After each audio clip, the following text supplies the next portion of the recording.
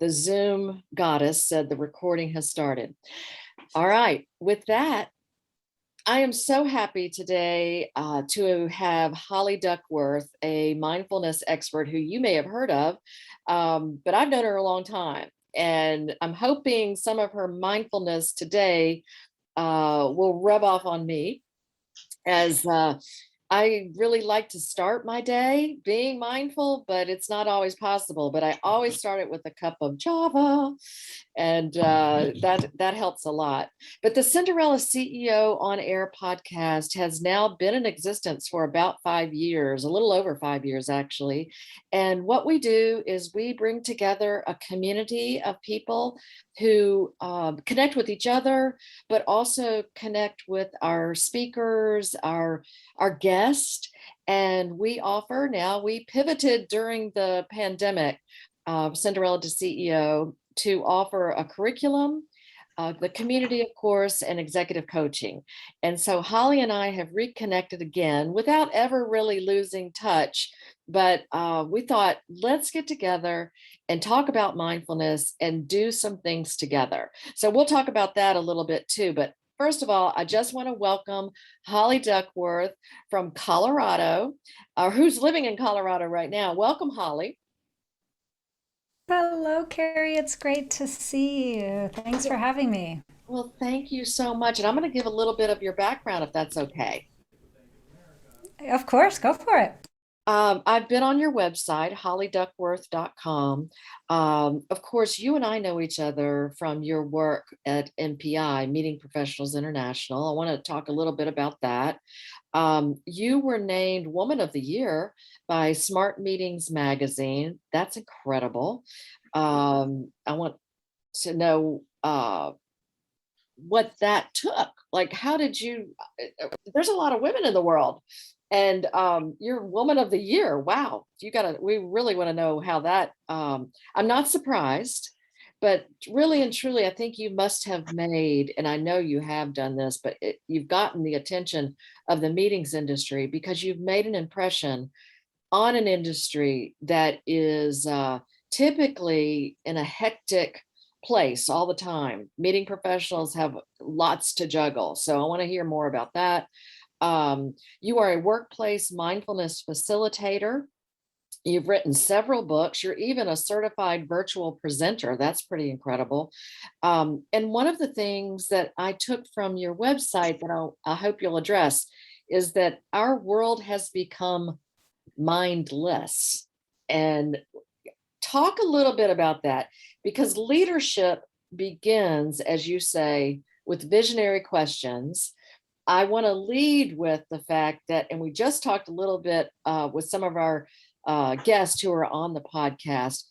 You know, Ida has reached not only landfall in New Orleans, but it's gone all the way up to New York, has dumped a ton of water on New York. We're going through the exit in Afghanistan. We just fires in California. Uh, how do we deal with all of this? How do we wake up in the morning and not feel like we're just overwhelmed by what the world is, and not to mention we're in a pandemic. How do we deal with all this? I'm giving you lots of questions to answer. Where do you want to start? Well, Carrie, I thank you for the kind intro. Yes, it's sometimes you mark your life by these awards that you get, and then you realize it's just a mark that you're getting older in the industry, which is so funny. But yeah, so I was named. You've earned these awards. You absolutely have earned them. Well, that one was actually very relevant to what we're talking about today. Was I was actually named Innovator of the Year, and at the time it was around this idea of mindfulness in an industry that was incredibly stressed out and burned out and overwhelmed. So, I was certified meeting professional, certified association executive, and then, as you mentioned, a workplace mindfulness facilitator. And I kind of put all that in the blender, which is kind of an innovative mix of business experiences. But what I have come to know is that as leaders, whether you're a woman leader or male leader, our energy, if we're calm, easeful, is the energy of a room. If Mhm. we're stressed and overwhelmed, that too can become the energy of a meeting, event, or of the room. So that's a little bit about why I was named Woman of the Year, and how it relates to kind of what we're talking about today, which, I think we should start because, like you said, there's a whole deluge of things happening that I think we should start this little podcast with a mindfulness practice. Are you up for that? Absolutely. That's a great So idea. everybody who's just joined us online, we're so excited. We're talking to all across North America, and certainly our international guests will get this on record. But why don't we just take a second to just breathe in, like, and out? Like Carrie said, there's so much going on. So I just want to invite us to come fully present into this podcast, whether you're listening live or on record. Take a moment. Let your busy brain be busy, but just take a moment and breathe a little relaxation back to your heart center. Breathe in and out. Come back into your body and maybe just breathe into your toes, right where you are. Ground into this earth. And then just come back into feeling that chair wherever you're sitting. Not you sitting in it, but take a moment and flip your awareness to that seat supporting you. One last breath together.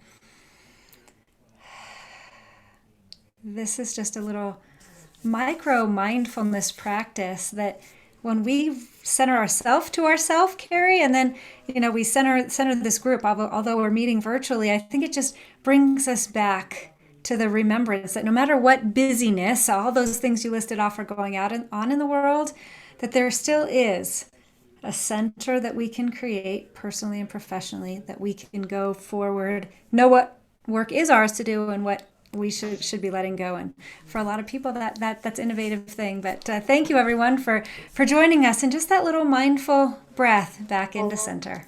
I like that because I feel like it also gives us confidence that to know that we have a center of peace that we can always reach.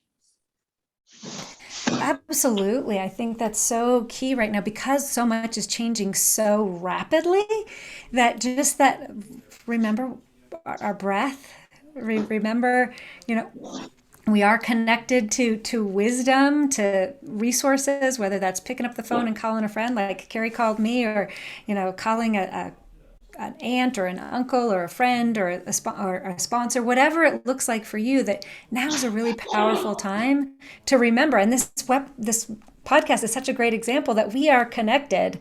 We've got people from Oregon to New York to Denver to all points in between saying mindfulness matters. And in spite of this pandemic, we're not going to panic. I love it. And it is, I call it PTS, we're all in a have I said that right? PTS, right? Uh it's Post traumatic stress. post Yeah. traumatic stress. All of a sudden it was like sorry, I was still in my center. I couldn't remember. But it's post traumatic stress. One of the things that we're all experiencing right now, whether it's at different levels. I did notice, I'm sure you read about this, that Nike closed their offices for a week to give their staff an opportunity to just kind of reboot and re-energize. They're doing this because they want their staff to avoid burnout. And several other companies have taken similar steps to help combat this. So companies are recognizing, smart companies, I think. We would have thought this a couple of years ago. That's insane. What do you think about that? You think that's something that will continue? Do you think that is a smart thing for companies to do? It's a big step. It's a huge step, and absolutely, I hope it's a trend that continues. I think it's going to, like everything, it's going to morph and evolve a little bit. I had brought a quote today that I thought I would share. This is from Harvard Business Review, and it says, mindfulness should no longer be considered a nice to have for executives, leaders at whatever level. It's a must have. It's a way to keep our brains healthy and to support our self-regulation. It creates effective decision making and helps us to protect ourselves from toxic stress. And there's a lot of ways to look at it, but the quote goes on to say it can be integrated into a religious or spiritual life or practiced as a form of secular mental training. When we take a seat, take a breath, and commit mindfully to the moment, we have the potential to be changed and to change. And I think that quote really speaks to what we kind of just did in a little micro way, but also helps address some of the taboos. Sometimes mindfulness, people think it's a little woo-woo. And so I always like to start out, Carrie, by saying, when I use the term mindfulness, this is the neuroscience-based and secular practice of kind of what they said there. Yeah. Take a breath, take a seat, and be fully present. So if you were to define it, I think you have just defined it. It is being present in the moment. That's the easiest way to look at it. The most famous researcher in this area here in North America is a man by the name of John Kabat-Zinn. And he says mindfulness is the practice of being fully present in the moment without judgment. So let's take your stress example. Let's pick one of them, Carrie. Let's go with the whole rain, flood, Ida thing. Part of why we get so stressed out about that is we are not in our present moment. We're either concerned about the storm that's on its way, or we're concerned about the storm that was just here, and we're not actually recognizing that in each and every moment, we actually have what we need, and that we're fully supported, fully provided for. That definition by John Kabat-Zinn says mindfulness is the practice of being present in the moment without judgment. So in the case of Ida, how can we approach that truth, that weather event, without judgment? Because the reality is it is what it is. And so we have then the opportunity to center and make moment by moment choices without judgment for our highest and best. I love it. And judgment on ourselves or others. Without judgment, period. Yeah. Without And judgment, period. that's a practice that we will build over time. I always, when I work with my private coaching clients, it's mindfulness is a practice of being present. Okay, let's keep practicing that. Okay, I'm present with my food at lunch. You use the coffee example. I'm present with my coffee. I'm present in the car when I'm commuting. We got to practice that, because sometimes in our life, even that's a lot of work for us. But once we practice that, then we start to infuse that non-judgment piece. Okay, wait, am I judging this coffee as too creamy or too hot or too cold? And just letting that go. Wait, the coffee is, and how great is this coffee, as it is, this experience as it is, and then move with fluidity between each and every experience, consistently letting go of the judgments. But it's an advanced practice. That is an advanced practice. And that brings me to the question, how did you discover that this was something that you were meant to do? Or, was it a decision that you made one day to become more mindful? What was the trigger? It really did come out of that work in the meetings and hospitality industry. I absolutely love that industry, my friends that are still in it. But I also came to recognize that lifestyle for me wasn't sustainable. Late nights, early mornings, 24/7, 365, running. And I just had a sense there was something more to it. And a lot of my clients come to me as I came to the practice, which was some sort of overstress triggering event. In my case, it happened to be a divorce. Some folks come to me experiencing, empty nest syndrome, or perhaps they've had a health challenge or a diagnosis that they've just suddenly reset themselves to recognize that maybe all of the doingness is less important, and they're looking for a practice of beingness. So that's kind of how I came to mindfulness. Was I just, you crazy meeting planners, I love you, but I got to get out. And I laugh because I have run from it from so many times, and every time I run a few steps further, somebody brings me back in. Hey, can you teach me what you learned? And so that gives me the opportunity to continue to support the industry with some think this is an innovative concept, but it's post-pandemic becoming really a more normal concept, a more acceptable conversation to explore. And like you said, some companies like Nike are doing it in terms of a whole week. Others are maybe infusing mindfulness rooms in their offices. Or I've been doing a ton of online meditations for online meetings to infuse different strategies. So there's lots of different ways we can do this, but it's really about having a passion for, I say, live the life you love and love the life you live.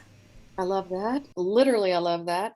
And so when you are looking at the workplace, or in the workplace, the reentry that we're going through, some people are working from home, some people are, they got to be in the office, especially in the hospitality industry. You've got to keep working in the hotel, or you're staffing up a hotel, you're running a company. What is it, do you have advice for people that are um, in that transition period, that maybe they never changed their way of living and being in the workplace, but many people have? Is there, do you have some tips for us in the reentry phase? Wearing a mask, not Well, wearing a mask. I think that we have to be present in the moment as the moments change. And that does take a certain sense of compassion and grace right now, and acknowledgement. I always, especially as it relates to some of these little micro decisions, masks, no masks, vaccines, no vaccines, that are constantly changing. And I think being in a place of acceptance and asking, how is this going to work? How is this going to impact me? Why are we doing it this way? Why are we doing that? And being accepting in a cautious and grateful state. One of the key principles of being a mindful leader is not only that idea of centering that we practice, but that sense of gratitude. And I think even in these hard little decisions, these little hard decisions, some of them are big. But I think staying in the gratitude for the fact that we have the tools, the resources to make these decisions, and have that gratitude for the conversations. I happened to mention to you, Carrie, on a previous call that I happen to be a COVID bride, not two words that ever should have been put together in a sentence. Much like, re-entry phase, going back and picking up your calendar from 2019 or 2020, but being willing with gratitude to have the courageous conversations with the people that are impacted, and do your best to find strategies that will work for everyone, even if it looks a little bit different than you thought it might look. But we have to stay curious and have those courageous conversations. I think a courageous conversation is a great way of putting it, because some of us will be going back into the workplace, or are back in the workplace, and we may have managers or leadership that really hasn't recognized the benefits of being open to mindfulness, or they're not open to the fact that the world has changed for many people. And so, what we're, I guess, coming from a place, each of us, that we can be influencers ourselves with others around mindfulness. What would that look like? If, and like you said, being grateful and having gratitude, but also how can we influence others to be open to mindfulness? What would that look like, besides holding a podcast about it? Well, part of it is the neuroscience piece, and we won't dive into that too much on today's podcast, but really understanding that our brain has 4 quadrants, and that the more that we recognize our brain is as much of an engine for our day as our heart is an engine for our day, Yeah. that being aware of the person that you're relating to, what's most important to them, and then we can utilize neuroscience and share with them the data, the science, and the research on how they can literally rewire their brain to be more calm, be more present. Now, I can't say I'm going to change your boss's mind, but I have been known to have a few Jedi tricks up my sleeve, and I think one of them that we're going to talk about is this idea of examining your beliefs.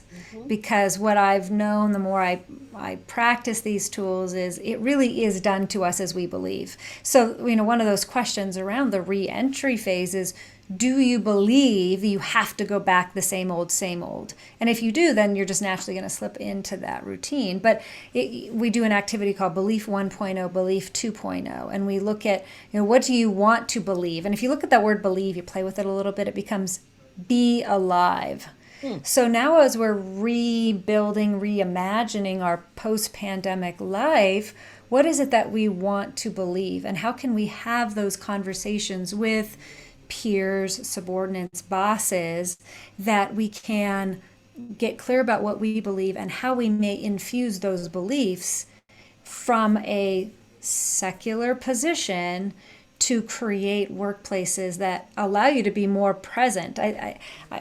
We could debate all day, Carrie. Am I more present in a home office environment or a work office environment? And I think there's math for both, but it really does come down to, what do you believe and how are you going to use those beliefs to build your new productivity in post-pandemic life?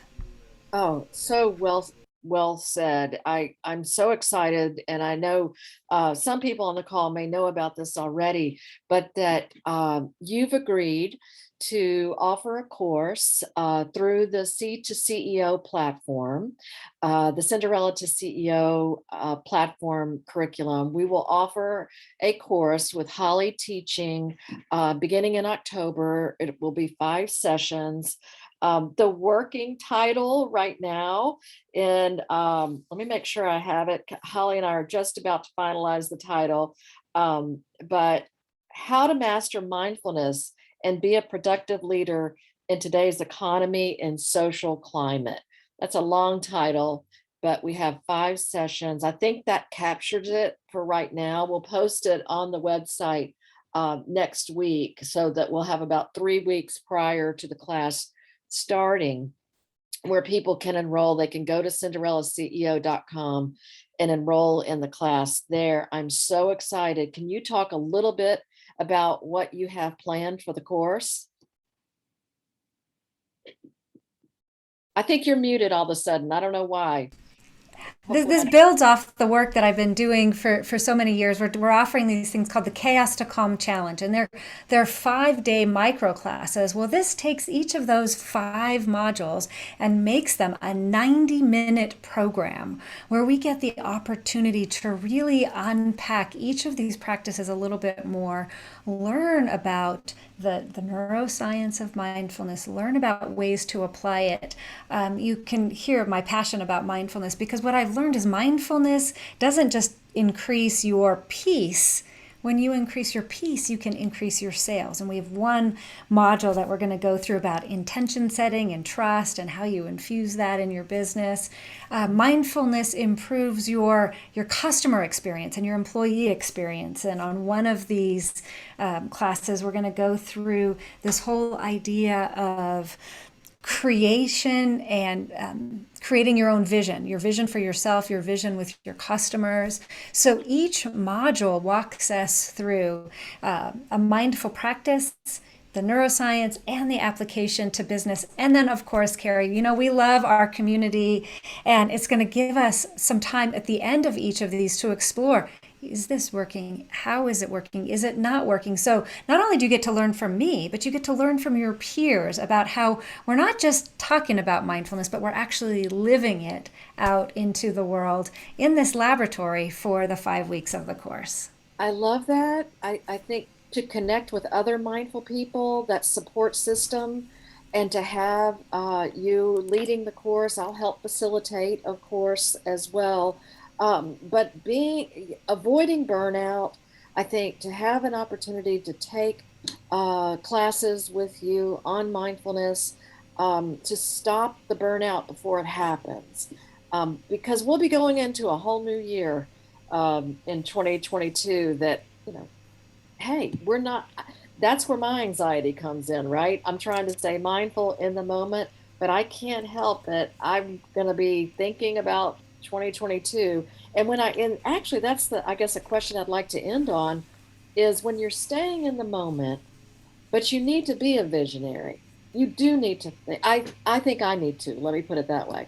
You know, I've got to think ahead. I've got to plan for 2022, but I've also got to stay in the moment and stay mindful.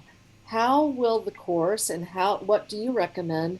How will it help us juggle those two things? Well, Carrie, I think it's important that we make sure everybody knows that this class is for people of all levels. So Right. if you've never meditated before, or maybe you've had a small practice, maybe you started to practice and it's fallen away, that come as you are, all are welcome. And I also like to highlight that, Carrie and I are the biggest champions for diversity of thought, of background, of everything. So this is not just limited to women. We want everybody to feel welcome here to explore the power of presence in the moment. Because as Carrie just said, if you're feeling pulled to, wrap up Q4 and create 2022, this course is going to give you that opportunity to recognize and maybe set aside that time for the planning, but then be fully present in that when you're there, with a start time and an end time, and then coming back with a start time and an end time, so that you're continuously practicing being in the moment, knowing that you've already planted those seeds of greatness. And we have one whole module on not just the power of your head vision, but your heart vision, and helping you to feel into that. Because the more you can kind of be in this moment feeling it, you start to create those pathways to make that which you want to have happen come even easier. So I think it's going to be a great course, Carrie, to explore all of these mindful practices and get to know how to do them for greater success with less stress. I love it. Holly Duckworth, thank you so much for giving us a great way to start the day in each and every day. And we look forward to having you as part of the Cinderella CEO curriculum and team. And it looks like we may have one question. Let's see. Is Holly's course for solopreneurs or more corporate managers? How would you answer that Well, question? I love that question. And, the end of the day, I think this is a really cool time to remember that we're all human beings on this earth doing the best that we can. So we've really sculptured this course to address the needs of the Cinderella CEO community, no matter what title you happen to hold. So as we're moving through, if you're somebody who's a solopreneur, you may be looking at through the lens of your own company vision. But if you're, say, maybe someone in HR in a larger company, you're going to be able to personalize it to the needs of your specific position or role. And so we'll make sure that each module has reflections for both companies, large or small. That's an absolutely great question. Thanks for asking it. Yes, thank you. And let's see, we may have one other question. Oh, just a lot of people saying thank you so much, Holly. You got everybody started on our day. Thank you, thank you, thank you for everybody who joined us today and everybody who's watching or listening this podcast. If you'd like to get in touch with us and learn more about the course and the other courses that we offer, you can email me at Carrie, Cary, at broussardglobal.com, or go to cinderellaceo.com. And then, of course, Holly Duckworth has a great website, hollyduckworth.com. Thank you. We look forward to you potentially joining us for Holly's classes starting in October. And namaste. Thank Mindful you. matters, and so do you. Make it a great day. I love it. Thank you again. Take care.